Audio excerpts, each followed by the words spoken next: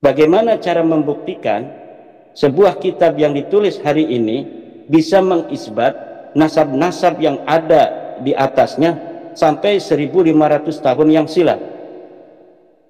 Itu yang dipahami Ustadz Wafi dan yang dipahami oleh Ustadz Hanif itu tidak sesuai dengan ilmu nasab yang dipahami oleh para ahli nasab. Maka kalau misalnya Ustadz Gembul, Guru Gembul dan yang lainnya itu mengatakan bahwa itu tidak ilmiah, itu betul, ilmu nasab tidak ilmiah jika ilmu nasab itu dipahami seperti apa yang dipahami oleh Ustadz Wafi dan Ustadz Hanif Alatas. Tapi jika ilmu nasab itu kaidah-kaidahnya, konsep-konsepnya dipahami sebagaimana para ahli nasab memahami, yaitu sebuah kitab nasab alla takuna mukhalifatan lil usul, tidak boleh berbeda dengan kitab-kitab sebelumnya.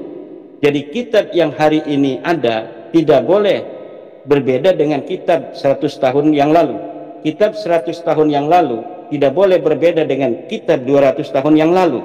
Kitab 200 tahun yang lalu tidak boleh berbeda dengan kitab yang ada di 300 tahun yang lalu.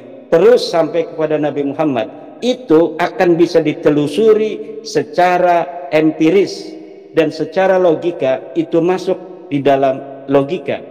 Bagaimana kita untuk memverifikasi orang yang ada di masa lalu sesuai dengan apa yang dicatat di dalam sebuah kitab yang ada di hari ini, yaitu dengan cara menggunakan teori korespondensi, bahwa sebuah pernyataan teori koherensi, sebuah pernyataan akan dianggap benar apabila dia sesuai dengan pernyataan sebelumnya yang dianggap benar. Bagaimana kita untuk memverifikasi itu? Yaitu dengan melihat kitab yang sebelumnya. Hari ini dikatakan di dalam kitabnya Sema Dirojai bahwa Ahmad bin Isa mempunyai anak bernama Ubaid. Kan demikian tuh. Kitab Mahdi Ar-Rajai namanya Al-Muqibun. Kita verifikasi di kitab-kitab sebelumnya. Coba di kitab abad ke-13. Oh, ternyata benar. Ada nih di dalam kitab abad 13 sekarang oleh Ba'lawi dalam kitab Syamsul Dhahira bahwa Ubaid benar anaknya Ahmad bin Isa. Oke. Coba abad sebelumnya. Oh, benar juga nih abad 12. Ada kitab Al-Masra'ur Rawi misalnya. Kemudian ada di kitab abad 11, terus di abad ke-10, benar, masih benar. Di abad 9, nggak ada. Di abad 9, kitab-kitab nasab sudah nulis Ahmad bin Isa tidak punya anak Ubaid. Di abad 8 tidak, di abad ke-7 tidak, di abad ke-6 tidak, anaknya dikatakan cuma 3, Muhammad, Ali, dan Husain. Di abad ke-4 tidak. Nah, ini berarti ada masalah dari abad ke-9. Di mana apa yang ada di hari ini kitab Al-Muqibun dan kitab-kitab lainnya yang dikatakan oleh Ustadz Hanif Alatas 180 kitab mengisbat Balawi, betul, tetapi dia akan mentok di kitab yang ada di abad 9 yang ditulis oleh Balawi sendiri. Coba lihat dalam teori ilmu nasab Gus Lutfi. Di dalam teori ilmu nasab dikatakan bahwa banyaknya kitab, lihat dalam kitab Muqaddimah fi Ilmi Ansab, banyaknya kitab yang ditulis apabila dia itu mempunyai masdar referensi satu saja, maka semuanya dianggap satu. Jadi 180 kitab semuanya akan mentok ke Al-Burqatul Musiqah di abad 9, itu semuanya dianggap satu. Dan ini masuk akal dan masuk logika, masuk dalam kategori kebenaran ilmiah yang mempunyai syarat utama, yaitu adalah logis dan dia harus empiris. Empiris bisa dilihat dalam kitab-kitab sebelumnya. Nah, demikian. Ya, maka saya katakan lagi agar tidak menjadi bola liar bahwa dikatakan sekarang ini wah pesantren tidak standar kebenaran internasional di dalam mencari kebenaran. Tidak. Pesantren sama saja.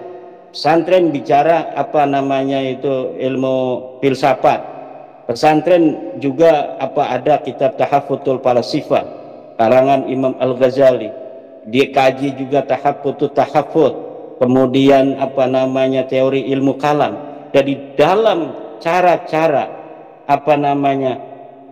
santri-santri menemukan kebenaran itu sudah standar internasional.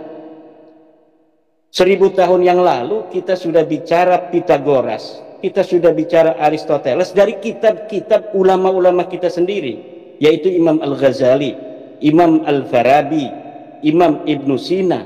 Itu kita sudah memperbincangkan teori Aflatun, Platon kalau di sini, teori Pitagoras, teori dari Al-Farabi, teori Ibnu Sina, berdasarkan kritik mereka terhadap pernyataan-pernyataan Aflatun itu.